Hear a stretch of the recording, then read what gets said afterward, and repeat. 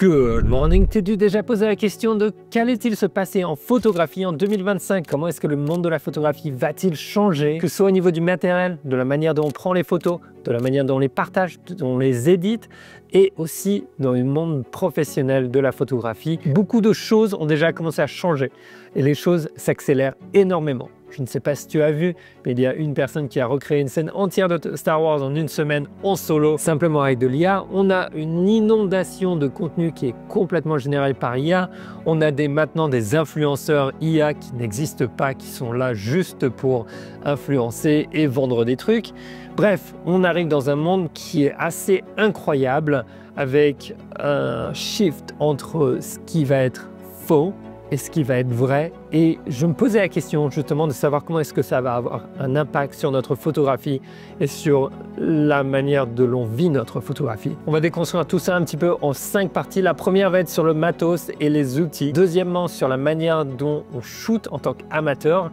Quelles vont être les tendances. Troisièmement, la manière dont le monde de la photographie professionnelle va changer, quels jobs vont disparaître, etc. Quatrièmement, les shifts culturels et éthiques. Et cinquièmement, la partie éducation de la photographie dans le monde de la photographie. Qu'est-ce qui va changer et la consommation de contenu va-t-elle changer aussi? Avant que je me lance dedans, je t'invite à mettre tout de suite dans les commentaires et au fur et à mesure de cette vidéo, ton avis sur ces changements et sur les tendances que toi, tu vois de ton côté et sur la manière dont tu vois les choses changer. Alors pourquoi est-ce que je t'y invite? Parce que je vais prendre tous les commentaires et je vais les passer dans l'IA et je vais faire un sommaire et un résumé des tendances que je vais ensuite partager dans le post de communauté. Donc je t'invite vraiment à avoir une voix afin que l'on puisse en apprendre tous l'un de l'autre. Maintenant, si tu es prêt, on se lance tout de suite.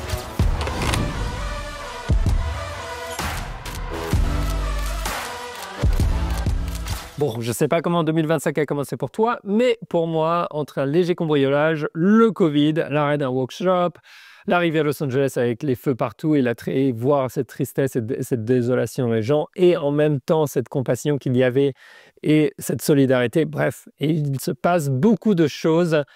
Et tout de suite, lançons-nous dans les prédictions de 2025 pour la photographie. Alors, on se lance tout de suite dans la première partie qui va être sur les changements sur le matos, sur la technologie et sur les outils. J'ai fait une grande discussion en anglais, que tu peux regarder si tu parles anglais, avec Chelsea d'une chaîne qui s'appelle Tony et Chelsea Northup, qui sont des photographes et qui ont aussi une chaîne depuis 13 ans sur la photographie. Et on a discuté un petit peu de tout ça, c'était une conversation riche et intéressante et j'essaye un petit peu de te donner et de partager avec toi le résumé en français, d'accord? Et aussi, surtout, moi, ce que j'en pense et où est-ce que je vois les choses aller en 2025. Alors, au niveau du matos, et ça a déjà commencé, on voit vraiment l'intégration d'une IA dans l'appareil photo. Et ça, je pense que ça ne va faire que s'accentuer, que continuer. On avait l'autofocus qui ne fait que s'améliorer dans la détection des sujets et dans la capacité finalement à comprendre une scène, non plus simplement en voici le pixel que je dois traquer, mais littéralement en ayant le contexte de voici le joueur qui est en train de jouer, l'action qui est en train de se reproduire, et voici ce que je cherche à continuer à traquer. Donc on va le voir de plus en plus, je pense que ça va venir de plus en plus dans les modèles de caméra qui sont dans les bas de gamme aussi, et pour le haut de gamme ça va s'améliorer. Personnellement, je ne pense pas que ça va remplacer des modes de tracking simples, hein, sans l'IA, que j'adore et que j'utilise tous les jours, mais cela combiné avec d'autres améliorations, par exemple sur la gestion des paramètres, va nous permettre d'avoir des résultats qui vont être très intéressants dans l'appareil et au plus proche finalement de ce que l'on cherche en ayant besoin d'éditer le moins possible. Deuxième chose qui change, ça va être l'authenticité à l'intérieur des caméras. On a vu Sony le faire, il y a Leica qui travaille dessus aussi. C'est prouver que les images qui ont été prises sont vraies. On est inondé d'images qui sont complètement fake et qui sont générées par l'IA, ou alors des images qui sont vraies et qui sont ensuite manipulées et modifiées pour nous faire croire que c'est vrai. On est vraiment dans une guerre en fait entre le contenu qui est vrai et le contenu qui est faux, la désinformation, et pour ça, les appareils photo justement intègrent cette capacité d'avoir une marque d'authenticité, que la photo est vraie, que ça n'a pas été manipulé, qu'elle a été prise comme ça.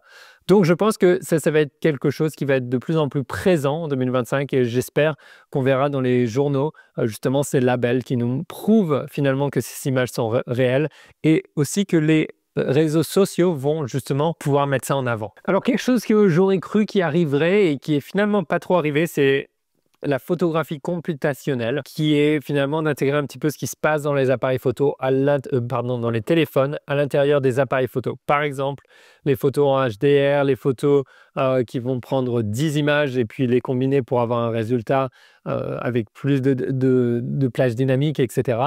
Je pensais que ça arriverait plus tôt dans nos appareils, mais je pense pas que ce soit là et je pense pas que ça va venir. Pourquoi? Parce que quand on prend des photos et que justement on veut les garder en RAW et qu'on utilise ces appareils, c'est un petit peu le but.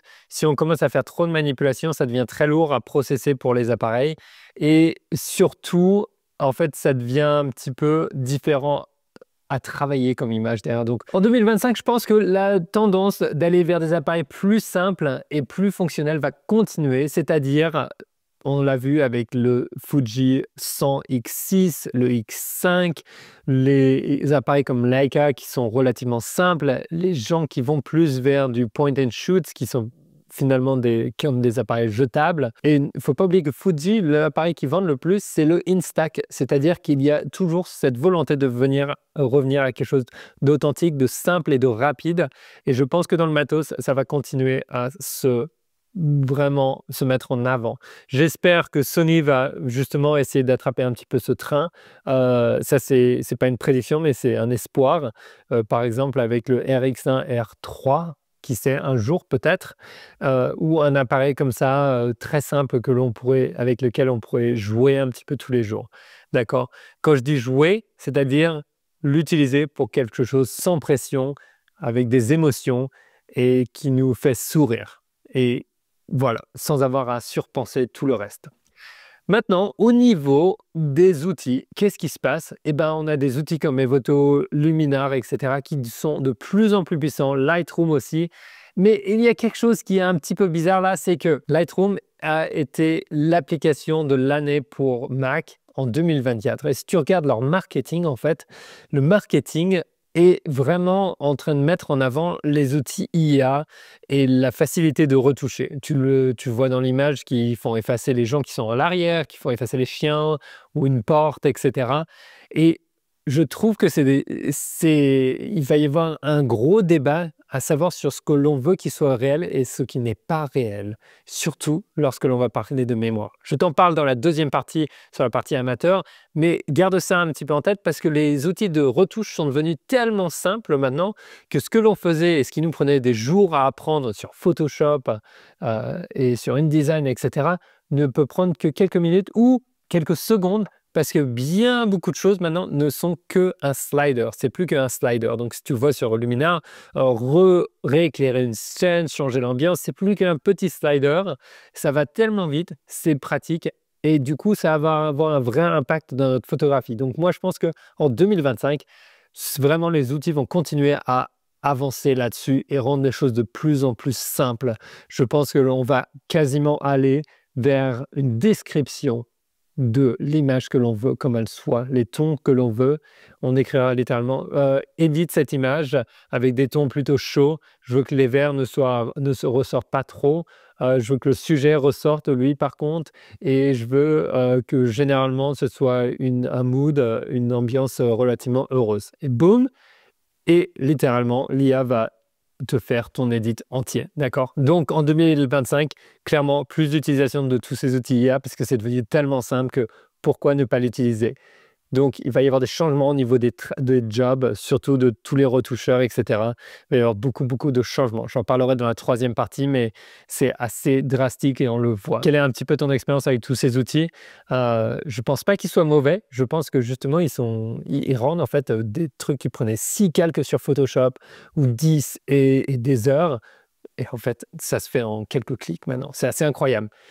Alors, une autre tendance aussi au niveau des softwares, ça va être cette adaptabilité ou cette capacité de finalement prendre en charge tout le workflow. C'est-à-dire que tu vas juste mettre ta carte mémoire, uploader tes photos à un endroit où tu ouvres ton software et ça va prendre en charge toutes les retouches et tu auras juste à revoir. C'est un petit peu ce qu'on a vu avec Imagen, j'en ai déjà parlé. Il y a d'autres softwares comme ça, mais ça va être vraiment de rendre la partie prise de vue, quasiment la partie la plus longue dans le process photo. Jusqu'à présent, ça a été toujours la partie retouche et traitement des photos et organisation. Dernière chose au niveau du matos, je suis assez curieux de voir comment des outils comme les Meta Glasses, les lunettes Meta, les Ray-Ban, vont être intégrés dans la photographie et pourquoi pas créer de nouvelles opportunités de photographie parce que ça te permet d'avoir finalement un appareil ici, d'avoir 2 bras libres et de créer par exemple une série de photos immersives qui est un nouveau genre qui peut être quelque chose de complètement différent qui n'existait pas avant. Tu peux imaginer toute une série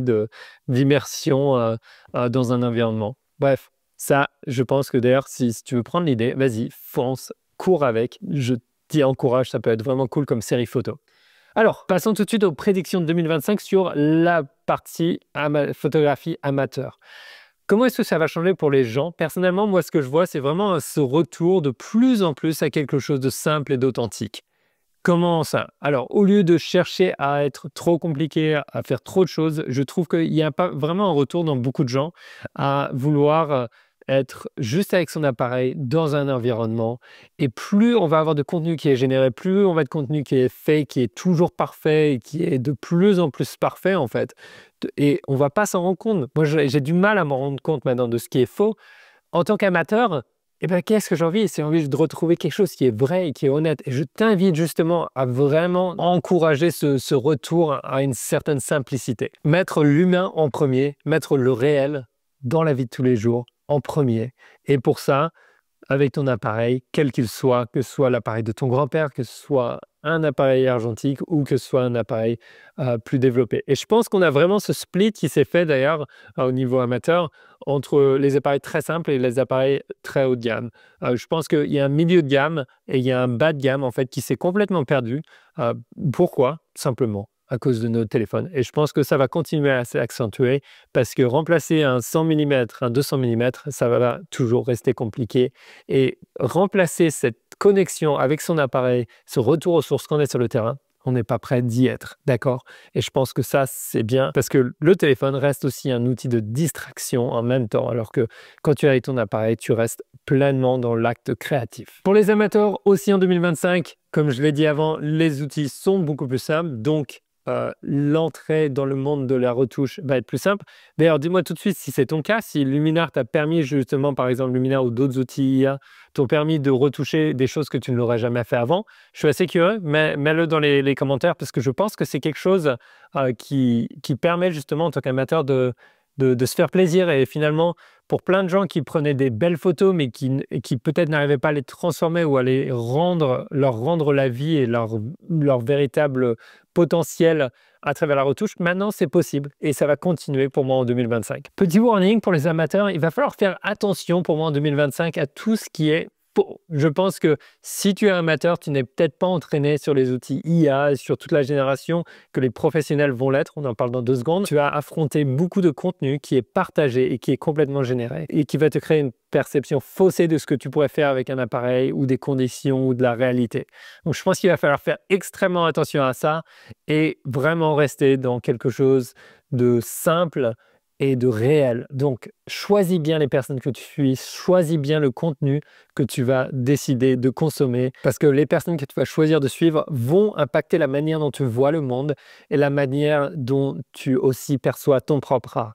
Donc, vraiment inspire-toi de gens qui, pour toi, sont authentiques, réels et présents avec le tous les jours et qui ne partent pas dans l'IA et dans la génération juste pour avoir des clics et des likes, d'accord? Si tu es un créateur qui justement veut utiliser l'IA pour faire de la création artistique, c'est complètement différent. Mais si c'est utilisé à des fins, avoir plus de likes, plus d'audience, plus de ceci, et juste bluffer alors qu'il n'y a pas quelque chose d'authentique derrière, je pense que ça va vite, très vite se voir au fur et à mesure du temps. Et j'espère qu'en 2025, tous ceux qui sont finalement du côté plus consommateur vont pouvoir s'en rendre compte et prendre des actions contre ça. Je ne suis pas sûr que ça va arriver pour tout le monde, honnêtement.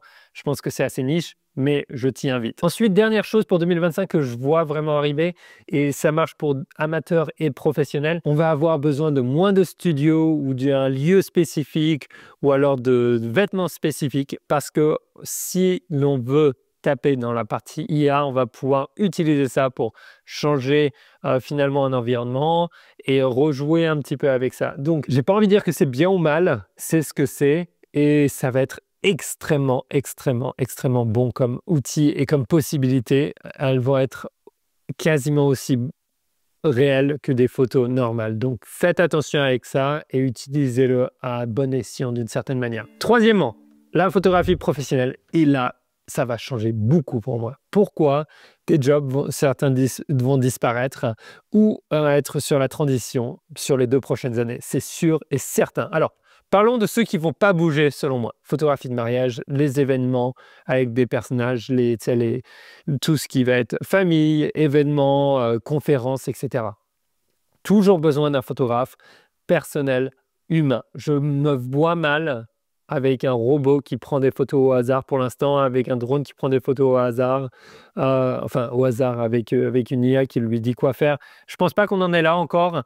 Par contre, la partie photographie et photographie de mariage et tous ces instants et justement ce retour à l'authentique, au réel, avoir cet œil humain sur un événement humain reste là et ne va pas disparaître. D'accord? Par contre, la manière qui va changer, ça va être le workflow et la rapidité à laquelle tu vas pouvoir sortir des images. Mais avant qu'on arrive là-dessus, parlons un petit peu des jobs qui vont pour moi disparaître ou qui vont être vraiment, il va falloir faire attention. Ça va être tout ce qui est photographie de produits. Maintenant, tu es dans la capacité de prendre une petite vidéo d'un produit que tu fais. Imagine, tu as ton petit business, tu as des chocolats ou des trucs dans le genre, ou des bagues ou j'en sais rien. Tu prends la vidéo de ton produit et tu vas pouvoir littéralement demander à ton IA ou GPT ou n'importe quoi. Tu vas dire, écoute, aide-moi à créer un plan de marketing pour ce produit, pour la saison, telle saison, etc. Et ça va générer des photos avec le produit dans l'environnement et ça va être de plus en plus réaliste et extrêmement bien fait, même des vidéos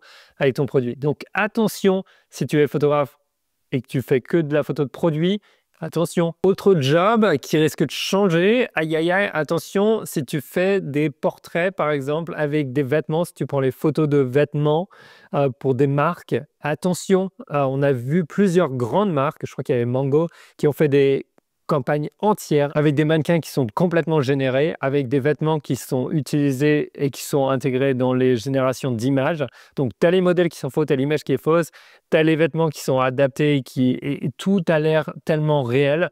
Il y en a plein des campagnes comme ça en ce moment, on les voit partout et c'est très difficile de discerner la vérité. Donc, si tu es une entreprise, si tu as un petit business, pourquoi t'embêter à avoir un photographe, à le devoir payer, à devoir avoir un modèle, des mannequins, des vêtements, etc., quand tu pourrais quasiment tout faire en un temps beaucoup plus réduit, d'accord, avec beaucoup moins de ressources. Donc, attention, attention, attention si tu es là-dedans. Essaye tout de suite de te virer toi-même. Qu'est-ce que ça veut dire? Essaye tout de suite de te trouver des failles dans ton job et comment ils pourraient être remplacés pour que justement tu utilises tous les outils qui vont être développés, qui sont déjà à 13 ans en fait, hein, que tu peux utiliser pour que toi, tu en sois le maître et non pas que tu te fasses remplacer par eux, d'accord? Donc, vraiment, fais attention à ça. Pareil pour tout ce qui va être photographie de portrait. Quand je dis portrait, ça peut être portrait corporate ou des photographies d'identité. Pour moi, déjà, bon, on a les photomatons, mais par exemple, celui qui allait dans les entreprises avant pour prendre toutes ces photos, qu'est-ce qui va se passer? Eh bien, les gens peuvent prendre littéralement un selfie, c'est envoyé sur le serveur et l'IA, hop, va tous redonner un selfie, enfin une photo qui va être professionnelle et qui va avoir l'air bien. On l'a déjà vu, on a peut-être déjà tous vu nos potes qui ont fait ces avatars avec leurs photos ou alors qui se sont vus plus vieux ou plus jeunes ou simplement avoir finalement soit à la plage, en costume, etc. Je pense que toutes ces photos, on va quasiment plus en avoir besoin. Bien entendu, il va y avoir ce split entre ceux qui veulent rester dans le vrai et ceux qui veulent utiliser l'IA, mais tout ce qui va être commodité, pour moi, c'est parti, d'accord? Tu n'as plus besoin de t'embêter à récupérer un photographe, à lui demander de le faire. Franchement, si tu peux le faire en 2 clics, pourquoi ne pas le faire? Par contre, je ne l'ai pas dit avant, mais un aspect qui ne va pas changer, ça va être le photojournalisme. Au contraire, ça va être d'autant plus important d'avoir une documentation des événements réels, d'accord?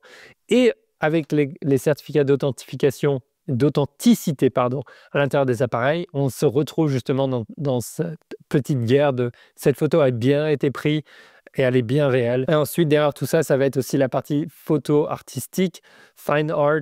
Pareil, pour moi, ça risque pas, je pense pas que ça va bouger en 2025. Si tu n'utilises pas tous ces outils qui sont dispo aujourd'hui pour le faire, je t'y invite et je pense qu'ils vont être de mieux en mieux en 2025 et on va vraiment avoir ce shift pour le photographe professionnel qui est à jour et qui est curieux de vraiment pouvoir passer en mode je shoot, ensuite je mets ça dans mon ordinateur et je pense que ça c'est sur 2 ans et je tape directement à mon IA, je dis écoute, et je pense que tu vas avoir une intégration de VIA avec l'ordinateur, on commence à le voir avec Apple Intelligence, ça va venir avec ton Mac, tu vas lui dire directement ok, voici le shoot pour telle personne, voici, et l'IA va récupérer les contacts et les détails du shoot, pour qui il est, combien de photos il faut.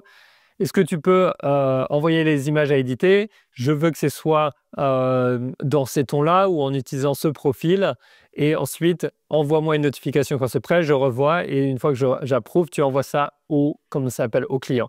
Donc en gros, toute cette partie-là, pour moi, sur 2 ans, tu vas pouvoir simplement l'automatiser. Tu peux déjà en faire beaucoup.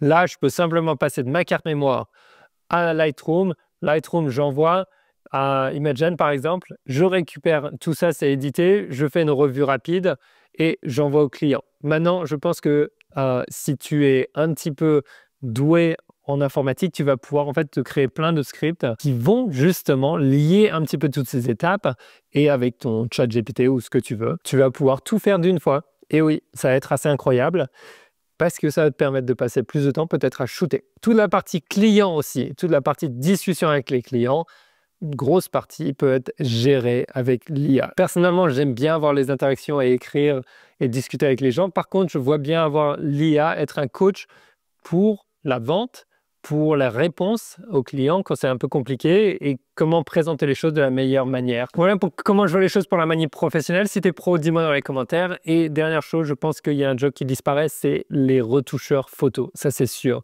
Donc, si tu es retoucheur photo, trouve un moyen d'être au top de ces derniers outils afin que tu ne sois plus un retoucheur photo, mais tu sois quelqu'un qui utilise ces outils. D'accord? Attention, attention à ça. Et maintenant, un aspect qui me parle beaucoup, ça va être la représentation de nos mémoires. Donc, comme je disais, Lightroom et plein d'autres applications, en fait, mettent en avant cette idée de pouvoir retirer des choses par IA et de pouvoir nettoyer la peau, de pouvoir tout améliorer. Par contre, tout ce qui est nos mémoires, c'est-à-dire les photos de famille, les photos de vacances, etc. Je pense qu'il faut faire très attention à ces outils.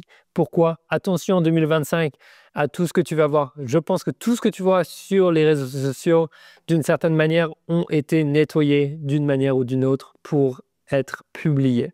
Par contre, pour tout ce qui est tes souvenirs, garde-les authentiques autant que possible. Et il faut revenir là-dessus en 2025. Pourquoi? Parce que faire disparaître le chien qui est en arrière-plan, la voisine qui est dans la photo, ou alors rajouter des portes ou embellir le sol devant ces maisons, ce qui est possible dans Google Photos en juste un clic ou en mettant un filtre pour améliorer la peau de sa grand-mère, etc. Je pense qu'il va falloir faire attention. Il faut garder des mémoires parce que quel impact est-ce que ça va avoir sur nos enfants qui ont 3 ans, 5 ans, quand ils vont regarder les images dans 10 ans en se disant « Tiens, mais je croyais que la maison de mamie, elle avait 2 fenêtres, pourquoi il n'y en a qu'une? Je croyais qu'il y avait un chien, pourquoi est-ce qu'il n'est pas là le chien? Ou alors je croyais qu'il y avait toujours du monde sur cette plage. Comment ça se fait que je suis toujours tout seul sur la plage, tu vois ?» Et ça te crée une vision complètement fausse de la réalité en fait que tu as vécue en tant qu'enfant. Tu vas te dire, mais en fait, j'étais tous les étés, c'était génial, il n'y avait personne sur les plages. En fait, pas du tout. C'est juste que y a tes parents qui se sont amusés à effacer tout le monde sur la photo. Donc, faire attention à ça, pour moi, va être hyper important en 2025 et vraiment essayer de garder cette ligne de conduite et d'authenticité derrière. Cinquièmement, le futur des réseaux sociaux et l'éducation à la photographie. Je pense que c'est un petit peu les deux ensemble, parce qu'il y a toute la partie influenceur avec les tutoriels, etc. Comment est-ce que ça évolue? En 2025, déjà, on va avoir une armée de faux influenceurs, des influenceurs IA qui sont là uniquement pour le profit de la ferme qui a tous ces influenceurs. Ils vont en avoir des centaines, des milliers, ils vont tous être à moitié micro-influenceurs ou certains vont être énormes et il va y avoir un shift justement de l'humain justement à ça. Et ça va être difficile pour la plupart de la population de savoir la différence. Mais si c'est toi qui es derrière la création, pourquoi pas? Donc je pense qu'il va y avoir d'une certaine manière, quasiment pour ceux qui sont dans les réseaux sociaux ou qui ont l'espace public, il va y avoir cette question, hein, est-ce que je me crée une version artificielle de moi, par exemple de Pierre, parce que c'est déjà possible d'avoir un avatar de sa voix et de l'utiliser, de taper le texte et ça lit ta voix exactement comme tu le dirais. C'est assez bluffant, c'est très bien pour les voice-over dans les vidéos. Mais maintenant, je pense qu'on va passer le cap et arriver à ton avatar vidéo qui va être très, très, très bien fait. Et on y est très proche, d'accord? Qu'est-ce que ça veut dire pour l'éducation en photographie? Eh bien, je pense que tu vas avoir un tuteur qui va être personnalisé, et que ce soit en photographie ou dans d'autres étapes. Je ne pense pas que ça va remplacer des tutoriels qui ont été faits par des humains, des workshops. Alors, des workshops extrêmement importants, ça ne les remplacera jamais. Justement, il faut cette partie en personne. Mais en fait, ce que je peux voir venir, c'est une version IA de Pierre qui fait un tutoriel juste pour toi, en fait, en fonction de ce que tu as demandé. Donc, tu dis, je ne comprends pas mon back button focus, est-ce que tu peux me montrer exactement comment ça marche? Et boum, l'IA, en fait, tu as une vidéo de moi, par exemple, tu dis, je veux que ce soit Pierre qui m'apprenne, et tu vas avoir mon avatar qui t'apprend exactement pas à pas avec toi. On peut aller plus loin. Imagine, tu as des lunettes Meta, par exemple, ou des Oculus, n'importe quoi, que en portant ces lunettes, quand tu es dans la rue, tu vas avoir une certaine IA qui est formée pour t'apprendre la photographie, qui va te permettre de lire la manière dont on lit une rue, dont la manière dont on lit une scène, et qu'est-ce que tu peux faire et comment et quels paramètres et pourquoi, etc. YouTube, qu'est-ce que ça va devenir? Je ne sais pas, je pense que, et c'est à toi de me dire, mais je pense qu'on va avoir une volonté de retour à quelque chose d'authentique et d'humain. Mais en même temps, à travers ça, tu as aussi YouTube qui nous pousse des outils qui permettent de créer un contenu que eux, ils prédisent comment est-ce qu'ils va marcher le contenu, en fait. Et ils me donnent un script entier. Donc, je suis devenu, d'une certaine manière, une petite poupée humaine, et ça c'est pas du tout envoyé par YouTube, par exemple. Je suis une poupée, en fait, ou je suis une marionnette, d'accord, pour l'instant. Mais il y a un moment, je pense que, comme YouTube, ils ont tout leur contenu, ils savent qu'ils vont prédire qu'est-ce qui va marcher, mais pourquoi est-ce qu'ils ne le généreraient pas eux-mêmes sans moi, en fait? Donc, ça va être un peu compliqué, je ne sais pas où on va aller là-dessus. Ensuite, quand il s'agit de partager sa photographie, je pense qu'on peut toujours le faire, et en même temps, encore une fois, il va falloir s'encadrer d'une petite communauté de gens qui cherchent à être réels. Et pour nous, photographes, ça va être compliqué de savoir ce qui est vrai, ce qui est faux lorsqu'on regarde les réseaux sociaux, de regarder une image, de savoir si elle n'a pas été complètement générée ou pas. Ça va être vraiment, vraiment, vraiment compliqué. Donc moi, je t'invite vraiment à passer le moins de temps possible sur tout ça et le plus de temps possible sur le terrain, dans la rue, avec ton appareil, à te faire plaisir, à discuter avec des gens, à prendre un café, à aller en nature, à faire des randonnées et passer vraiment tout ce temps le plus possible comment on dit, ancré dans le réel. En conclusion, si tu veux des conseils pour un petit peu une guideline pour 2025, je te conseille, si tu es un amateur, de vraiment passer ton temps dans le réel, avec ton appareil en main, dans la rue, et de t'amuser avec. Autant que possible, ce retour vers cet amour de la photographie, juste pour l'art de créer, c'est ce qui est important. Ne t'inquiète pas de partager ça, ne t'inquiète pas avec la partie réseau. Oublie ça, franchement, fais-toi plaisir avec ton matos, utilise les derniers outils qui sont simples et qui permettent de te retoucher, vraiment de reprendre vie, de donner vie à tes images. Des fois, c'est juste un petit Lightroom avec un preset, ça marche super, mais vraiment, vraiment, passe ton temps avec ça et tu vas vraiment te faire plaisir. Attention à tout ce que tu vas consommer, et essaye autant que possible de réduire ta consommation des réseaux sociaux comme tu peux. J'aime bien YouTube toujours parce que tu peux avoir du long contenu et c'est plus intentionnel. Pour les professionnels, mon conseil, c'est 100%, mets-toi à jour sur tous les outils. Il faut que tu comprennes tous les derniers outils, il faut que tu les essayes, il faut que tu vois comment est-ce que finalement ils peuvent te virer toi-même de ton propre travail. Et une fois que tu les maîtrises, tu vas pouvoir les utiliser à ton avantage. Je dois le dire, la conversation avec Chelsea, elle a mis en avant quelque chose d'important pour les professionnels, c'est qu'elle voit de plus en plus de professionnels qui passent de simplement être un photographe à justement quelqu'un qui aide les autres entreprises, les clients, avec leur marketing, avec leur image, avec leur communication sur les réseaux sociaux. Donc, essaye de voir quelque chose de beaucoup plus transversal en 2025 pour justement te protéger contre certains de ces changements. Voilà, J'espère que ça t'a été utile. Dis-moi un petit peu ce que tu en penses. Maintenant, n'oublie pas, sors, va prendre des photos et essaye quelque chose de nouveau, essaye quelque chose de différent. Et si tu veux regarder une photo de moi sur le terrain, je te laisse regarder celle-là. Ou si tu veux en apprendre plus sur ton appareil, regarde celle-là. Ciao!